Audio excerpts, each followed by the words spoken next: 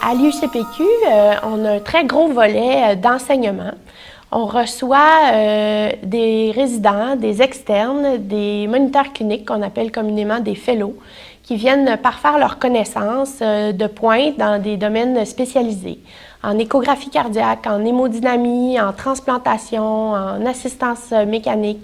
Et les gens viennent de partout dans le monde pour travailler chez nous, mais localement, on a une vocation de former de l'étudiant de médecine jusqu'au cardiologue qui est déjà en pratique.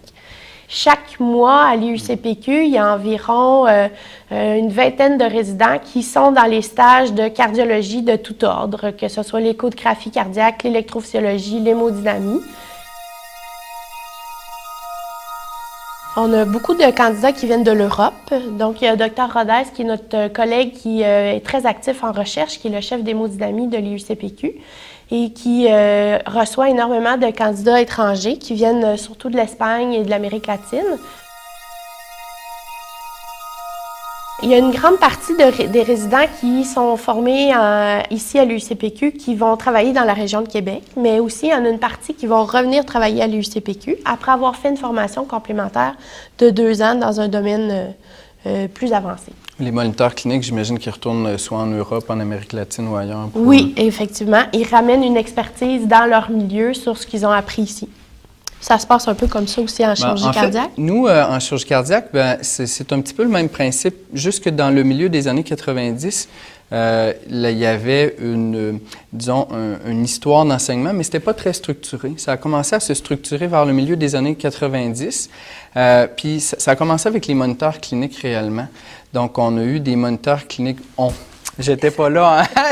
J'étais pas là à ce moment-là. Mais les moniteurs cliniques ont commencé à venir principalement d'Europe.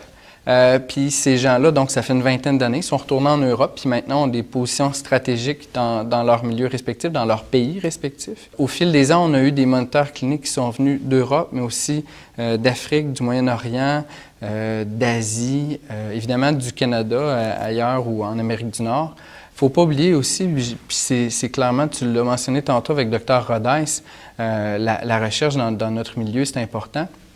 Nous, en plus des fellows, des résidents, puis des étudiants qui viennent faire des stages cliniques, bien, il y a aussi tous ceux qui sont à la maîtrise ou qui font des stages de recherche. Hein. Je sais qu'il y en a beaucoup de votre côté, mais en chirurgie cardiaque, à chaque année, on en a plusieurs. Puis par la suite, ces gens-là vont retourner. Il y en a qui vont finir par prendre le chemin de la chirurgie cardiaque. Là, dans les 4-5 dernières années, on en a eu 3. Puis je pense que ça amène encore là à avoir une meilleure réputation au niveau international parce que quand les étudiants prennent les informations qu'on a ici puis vont les retransmettre sur des podiums, que ce soit en Europe, exactement, aux États-Unis, au Canada, bien ça rend le milieu de vie beaucoup plus actif ici.